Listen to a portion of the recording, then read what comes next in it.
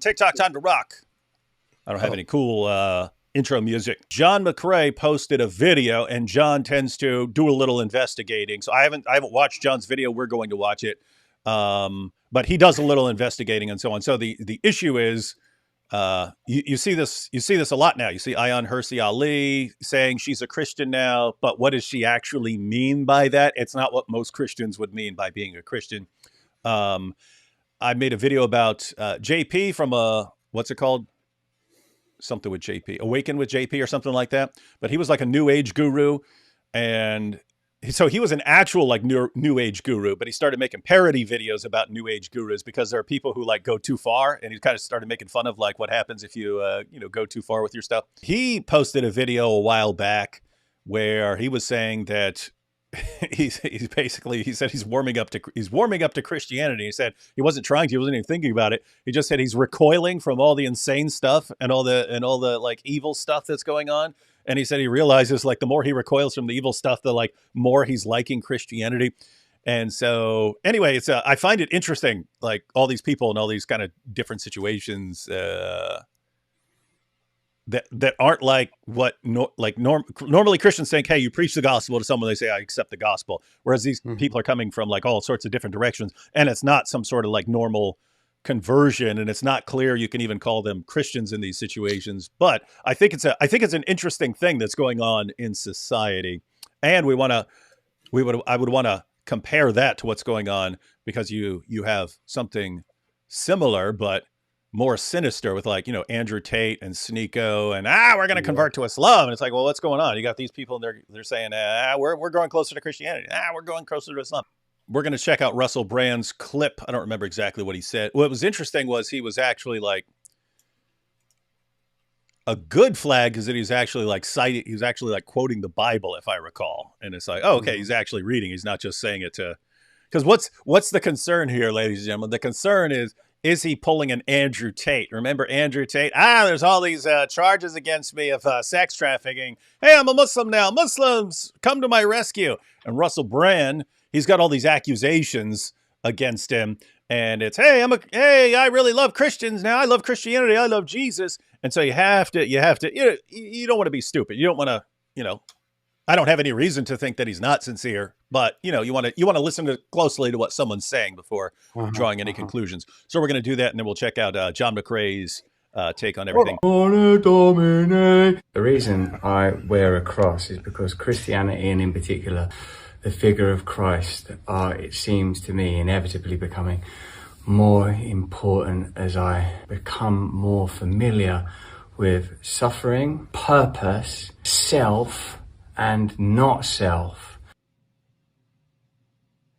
Suffering, purpose, self, and not self. He would need to break down what he's meaning by those things, by self and not self. But I don't think he does, but let's see. Reading the Bible a lot more, and as I've told you before, I'm reading Rick Warren's Purpose-Driven Life. Rick Warren's Purpose-Driven Life. Assigned reading for all you Russell Brand fans.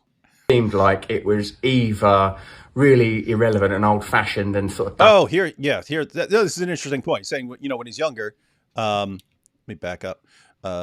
When he was younger, Christianity either seemed like it's way too traditional, or it's like way too trying to be hip and cool.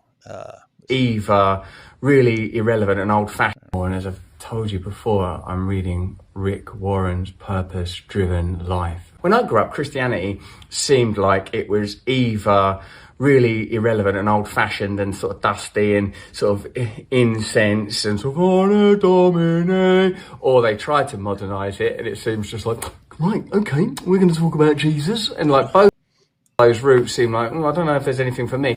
And I suppose it takes a certain amount of adulthood, and it might be different for all of us. For me, it seems that it's taken quite a lot to recognize that I need a personal relationship with God. It occurred to me that if instead of always talking to myself inwardly, I could replace one of those voices with an indwelling God. It says in Galatians, it is our job to die so that as Christ died on the cross, he might be reborn in us. I'm very interested to hear what you think, because for me, my heart is open. Yeah, it's interesting. He points out that, as you mature, you start to realize this. And so I guess the less mature you are, the less seriously you take Christianity, is the point he's making.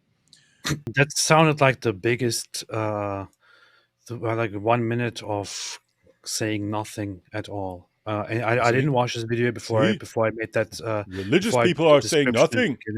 But The only people who are saying anything are atheists.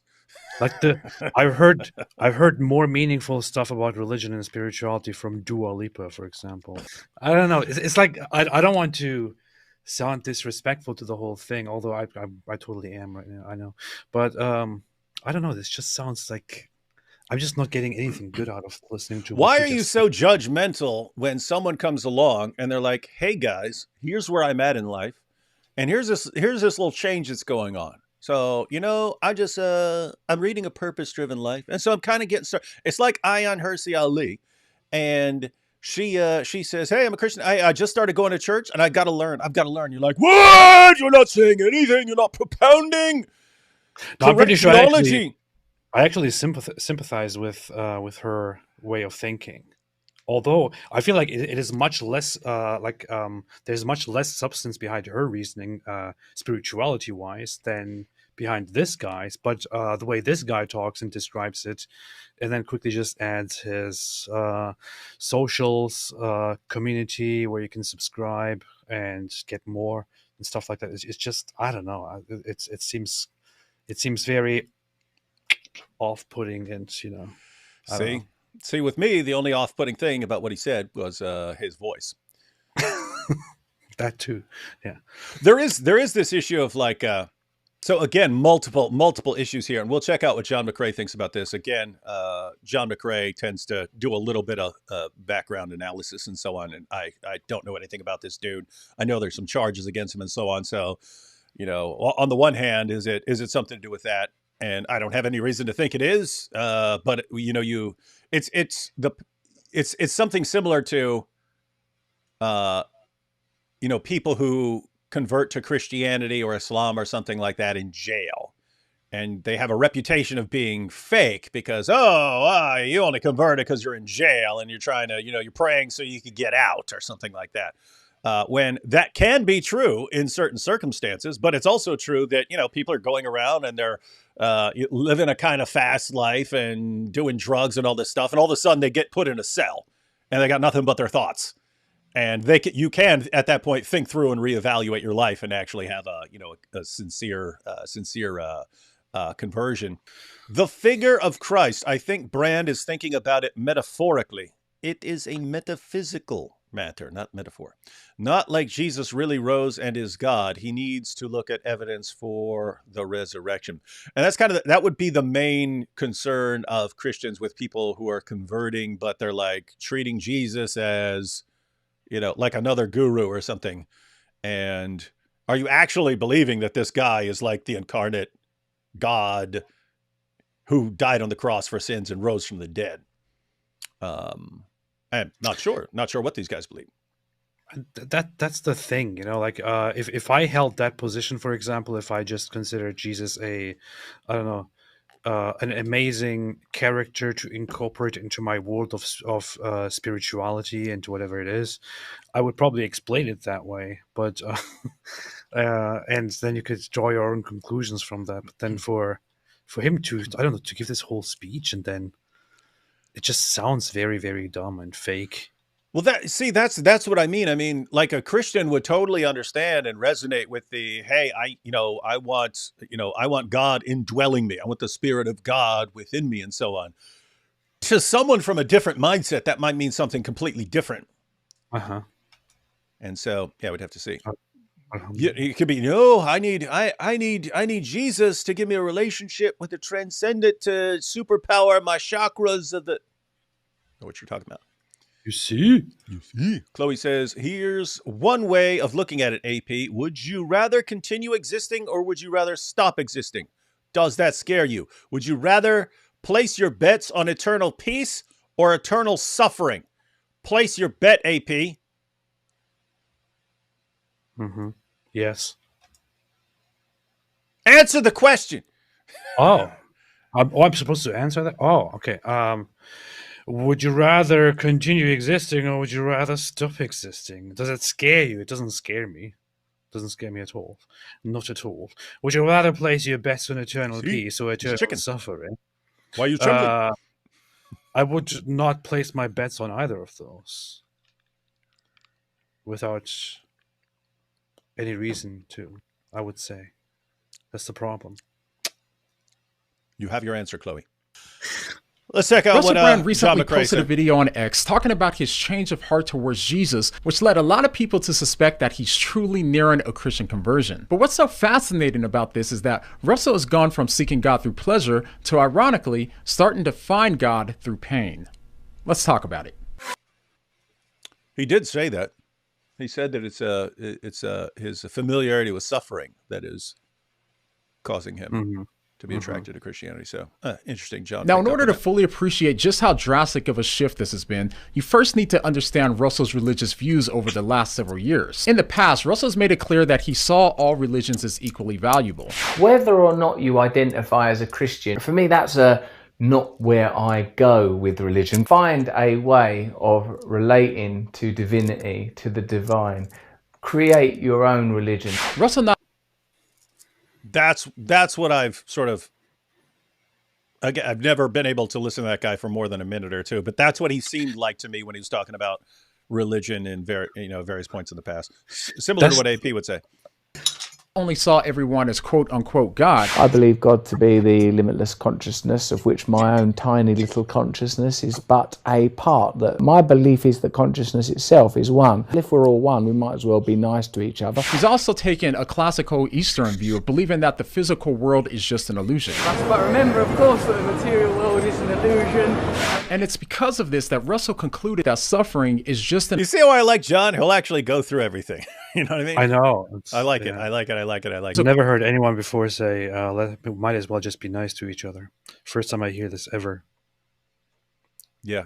Thank you for that, Russell Brand. Whenever he explained how to deal with suffering, his answers have always been a variation of just changing your perception. How I handle hard times. How do you handle hard times? This is a trick of perception. Often when I am sad or unhappy, I try to bring my focus to the many things I have to be grateful for. This is a trick of perception long practiced. To better understand how his view of the world tied with his view of perception, think about when you were young and you thought that there was a monster under your bed. At that time, you had a perception of the world that included monsters living underneath your bed, and because of that, you couldn't sleep at night and you suffered from the fear of something that wasn't real. But maybe your parents gave you a teddy bear that they told you would keep you safe. Once you started to believe in the powers of the teddy bear, then you were able to change your perception and your fear of monsters could no longer cause you to suffer. The reason why you're changing perception solved the problem was because your perception was the cause of the problem. So therefore, when you change your perception, you got rid of the problem. Now, see, I would rather listen to John than listen to Russell Brand. See, AP would rather listen to the real Christian than the kind of Christian. if you can understand that analogy, then you can understand how Russell viewed the entire world. He's basically saying that if you realize the thing that causes your suffering is an illusion, then you can change your perception of the problem. You decided to go from one illusion to another. And if you change your perception, then you get rid of the problem. And this view of the world seemed to be working really well for Russell. It helped him with his recovery and countless other things. Well, that was until the recent allegations against him surfaced more recently. Police say they're investigating allegations. I love how John goes. I don't know where he gets the time, but I love how he brings up everything. Sexual offences following claims made against the comedian Russell Brand. Although Russell used to be an actor and a comedian, he's since shifted over to being a full-time YouTuber. But after these allegations came out, he was demonetized on YouTube, losing a significant portion of his income as well as a stained reputation. Now, what do you think? Demonetized? What the hell? Yeah, he got demonetized because of the allegations. What do you think, AP? Is he guilty or not guilty? Because of the implication. I don't know. I would have to. But I know that it's a funny thing. The sudden change in your life choices sudden change of heart in religious beliefs and propagating those might to some look like, oh, okay, it looks like he is guilty of something, which is why he's trying to sell a different persona now. But that's just, you can't come to that conclusion without knowing the facts, right? Yeah, and that's because, there is the parallel, a loose parallel with Andrew Tate. And all of a sudden, all this stuff, all these accusations start coming out against him. And then, hey, I'm a Muslim now. And, in general, you might want to be suspicious about that. So someone could say, well, why would you condemn Andrew Tate and not Russell Brand? Well, if Russell Brand had been bragging about the sexual assaults for years, and then it's confirmed by actual victims coming forward, then, okay. I don't care what he says. He's been admitting it all along. And if he suddenly gets charged and then he denies it, all right, I'm not going to believe anything the guy says. So that would be the situation with him if that were the case, like it is with Andrew Tate. Tate runs his mouth about doing all this stuff for years until some of the victims actually come forward and police investigate. And then suddenly, I didn't do any of those things that I said I was doing for the past 10 years. It wasn't me. That was just a persona. So, yeah. Yeah, that's the thing. It was several months ago that this stuff came out, right, about Russell Brand, and then immediately people started going, "Oh no, he's definitely guilty," and others were like, "No, he's definitely not guilty," and they're just doing this because of his political stuff. And both sides are just completely acting out of, political bias. Or otherwise a bias. You and I, we can't possibly know whether the allegations are true or not. Anti-theism or new theism. Many atheisms reject all religions, but made someone the only god to worship, like Mao and Stalin back then. No doubts allowed. Yeah, that's an ongoing issue that lots of people are recognizing as well. As soon as you say don't worship God, you tend to make an idol out of something else. And so what's that going to be? And it's going to have to be the state, or it's going to have to be your group or something else. Whether or not you think he's innocent or guilty is really beside the point, because for the purpose of this video, all you need to know is that he seemed to be internally suffering as a result of these allegations, which has pushed him towards God. On his old view, he would have to just shift his perception by telling himself that the thing that's causing his suffering isn't real, and therefore he wouldn't have to feel the consequences of these allegations. But that would seem to be incredibly difficult given the fact that changing perception won't fix his public reputation, and it won't bring back his primary source of income. Interesting. So you can deal with certain problems by changing your perspective. He gave the example of if you think there's a monster under the bed, and you think, a teddy bear is going to help you, and if you trust the teddy bear, then you notice the problem was already in your mind. So if you change your perspective, the problem is solved. If you're being accused of a bunch of sexual assaults and you get demonetized from YouTube and everyone's calling you, accusing you of being a rapist or whatever, then changing your perspective doesn't make it go away. So changing your perspective isn't fixing it. So it looks like John is pointing out that when you're actually dealing with some stuff that isn't changed by changing your perspective, then you gotta find something that actually helps you deal with the problem.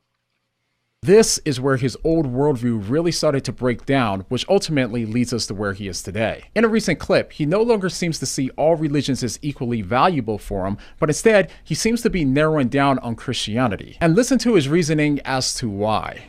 The reason I wear a cross is because Christianity, and in particular, the figure of Christ, are, it seems to me, inevitably becoming more important as I become more familiar with suffering, purpose, self, and not self. We'll pause right there for a second, but I hope that all of this is starting to make more sense. If he's starting to believe that his suffering is real, he's currently wrestling with how to make sense of his suffering, which has led him to be drawn to Christianity and its unique explanation for suffering. This would also explain why he's now reading the Bible and other Christian books which directly deal with the Christian understanding of suffering. Reading the Bible a lot more, and What are you shaking your head for? I don't buy a single word of it. It sounds John very slimy McCrae. to You're me. calling John McCrae a liar? No, Hear that? I think AP says he doesn't buy a single word that John McCrae says because he's a Christian and black. Is it because he's black, AP? We putting this all together. Oh, I memorized all of Hitler's speeches. Don't listen to that black guy over there. That is actually why. Yeah. Unfortunately, that's actually the reason. But also because I don't know. I think John is usually, as usual, being very charitable. When I listen to Russell Brand, I just don't buy it. I don't buy a single word of it. It just sounds very, very slimy to me. And I don't know, maybe I'm just incapable of understanding that the guy means it. But that's just where I am. That's where I stand. You hear that? As soon as anyone says anything nice about Christianity or the Bible, AP, you're lying. Only atheists speak the truth. Here is the thing. He's not even saying anything nice about belief in Christianity and the Bible and Jesus and all of that. To me, when he speaks, it sounds like he's just saying something nice about himself. That's what it sounds like to me. Like the moment Russell Brand opens his mouth, it's like it's about himself. It is a whole huge hippie ego trip. That's what it looks like to me. And I just can't get over that impression. Now you hear this, everyone? You hear this judgmental. Now, I admittedly can't stand the dude, but it's because of his accent. It's because of a legitimate reason. AP just, he doesn't agree with me on everything. Legitimate. That's good. He's now reading the Bible and other Christian books which directly deal with the Christian understanding of suffering. Reading the Bible a lot more, and as I've told you before, I'm reading Rick Warren's Purpose-Driven Life. He also posted to his Instagram page that he's now reading C.S. Lewis's book, The Problem of Pain, where Lewis doesn't offer readers a way to eliminate suffering, but instead a way to understand its existence and its purpose in our spiritual growth. If you notice, none of the books that Russell's been reading talk about suffering as an illusion. Instead, they all claim that suffering is real, which not only validates Russell's experience with suffering, but it also shows how to process and make sense of it. So now with that in mind, listen to the rest of the clip where he talks about how Christianity is now relevant to his life. When I grew up, Christianity seemed like it was either really irrelevant and old-fashioned and sort of dusty and sort of incense and sort of Domine, or they tried to modernize it and it seems just like, right, okay, we're going to talk about Jesus. And like both of those routes seem like, I don't know if there's anything for me.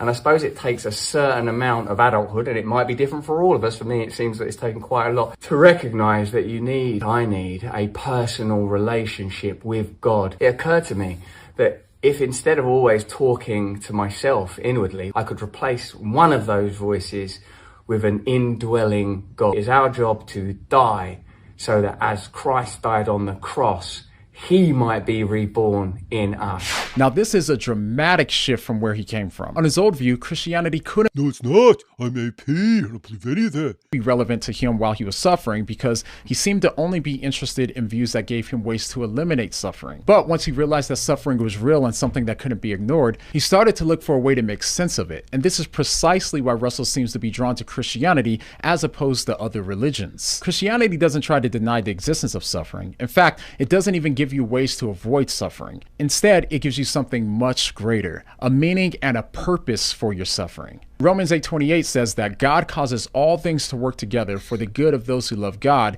to those who are called according to his purpose. It's interesting, John's honing in on purpose and having the purpose. What was that? Was that a Nietzsche quote? My brain is fried right now. Which one? I got like 3 hours sleep. Who was it? When there is a will, there is a way. There's a. No, he who has a why can endure any. Yeah, that's Nietzsche. Or something like that. I think it's the paraphrasing, to be honest. I don't think it's an actual quote, but yeah, that's Nietzsche. Yeah.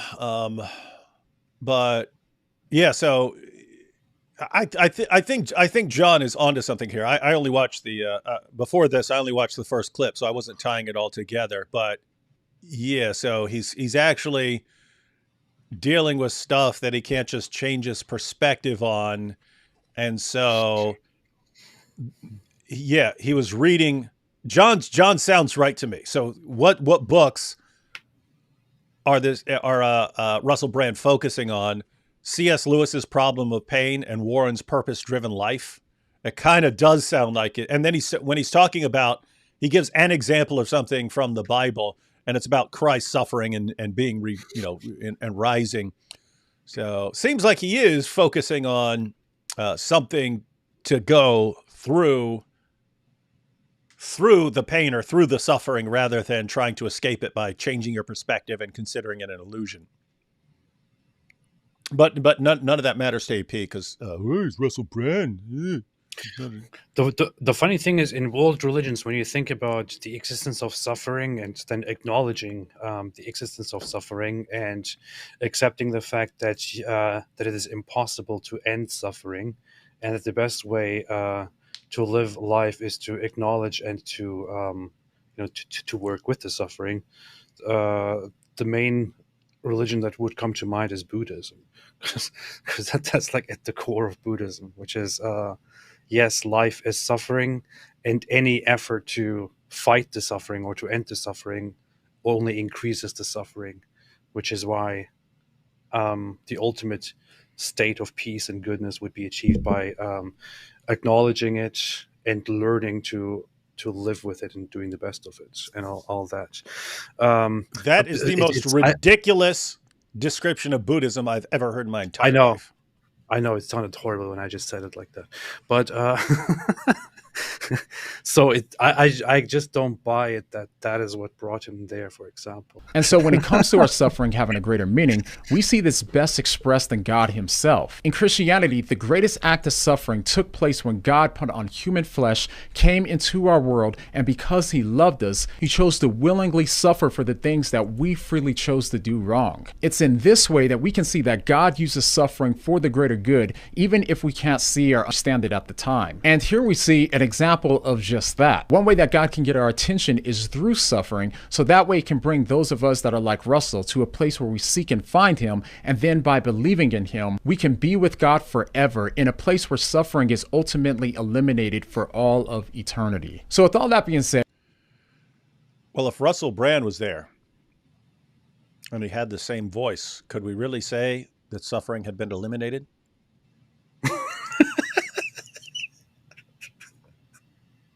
it sounds like God is really working in Russell's life, so make sure we all keep him in prayer. And if you want to see more of what was wrong with Russell's older view, go ahead and click this video to see what I mean. But the next time you find yourself wanting to eliminate suffering without stopping to consider that there could be a greater good, what are you going to say? What do you mean? John McCrae got those jams. Everyone's got cool music except me. Yeah. Another one to AP. If you believe we are alive for around 100 years or less and dead for infinite years, why do anything? If you don't think life is a test, why not just overindulge and stop existing? In other words, why not load up with heroin and feel real good till it's all over? Your thoughts, AP? Why? Because. Why do that? Why not? Why not do that? That's the thing that you would think of. That's what you would think of if you come from a perspective of, that there is an afterlife, life has a meaning, it's a test, and it's temporary and all of that. The question you would go for if you think about a life without an inherent meaning would be, okay, well, if there is no such inherent meaning, if there is no afterlife, then what's the point anyway? But it doesn't have to be that. What it can also be is just that you are alive. You live, you are alive in this world together with so many other people. You have feelings that are quite obviously real. You have life experiences that are quite obviously real. Of course, you could, if you genuinely at some point have no interest in anything at all, and you think, you know what, I don't want to be part of this anymore. You could technically just, I don't know, go and indulge in all kinds of damaging behaviors, or just end it, or whatever it is. But what exactly would be the point of that? That's just, why would you have a life? Why wouldn't you? You scared? and then decide to give up. I mean, there is not even a point to that. You could do that, of course, but why would you do that? You are alive, and nothing tells you that that you are better off dead. I am alive. I build relationships with people. I go a path in life. I am waiting for the next thing that will happen in life, and I am happy to comply with I don't know, some of society's expectations with staying healthy and things like that. Of course, yeah, at any point I could just decide, you know what, I'm not doing this anymore. I'm just going to do a bunch of drugs and kill myself. But yeah, I don't have any reason to do that. What's the point? You heard it here, folks. If you just change your perspective on suffering and realize that your consciousness is one with all other consciousnesses, and then you just change your perspective on suffering. You heard it here. Yeah, from Russel Brand. You heard it here first. Islam has a big problem with raising entire generations of people by bullying them. It's like Islam is like Islam is an eternal, inherent, divine bullying of the believers, and all the believers are raised getting bullied by Allah, the great bully, who is just your slave master, and who tells you better behave or you will be punished, or if you do something good, then yeah, okay, good, here is your reward, but don't do anything stupid or you will be punished with eternal torment, with endless suffering and this and that. And it's just for the smallest ridiculous dumbest things that you do. It's like drink a sip of alcohol. No, you might burn for that. You will be punished for that, for alcohol. I don't know, for these ridiculous things. Like everything in life in Islam is always about, oh, if I do this, will Allah inflict suffering upon me?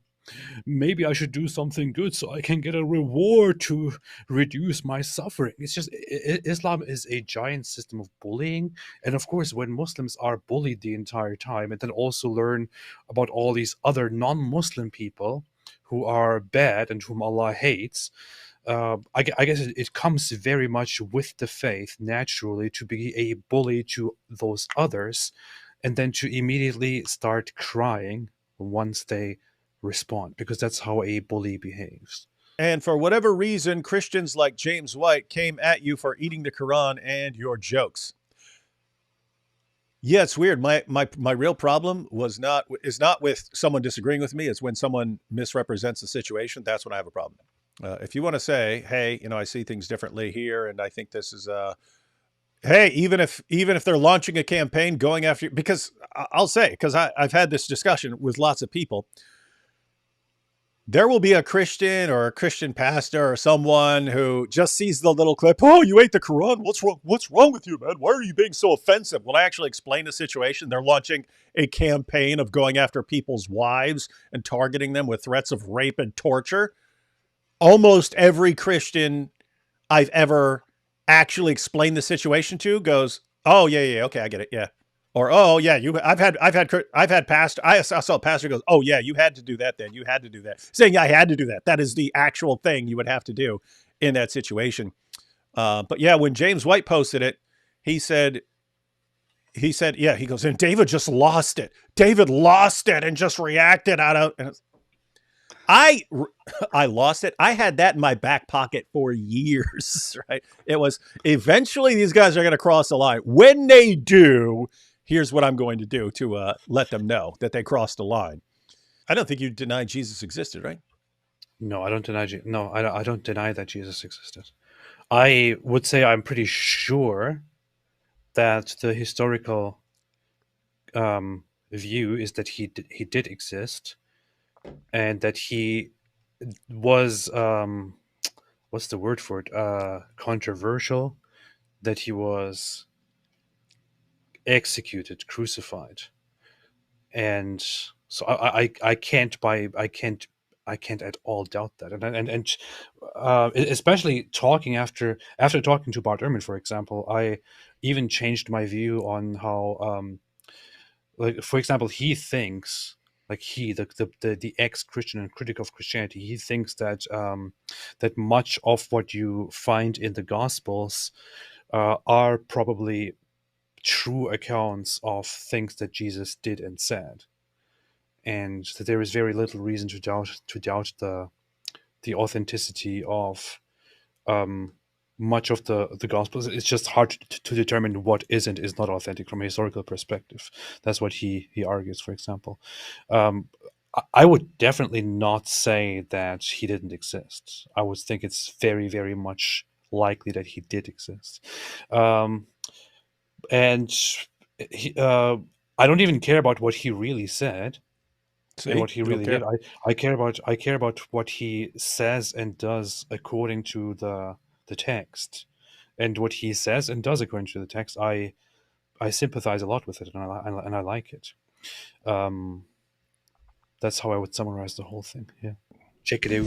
Check it out. No child molester, sex offender, prophet pretender. Ain't go child molester. Islam's not for me. Islam's not for me. Islam's not for me. Stay away from Islam.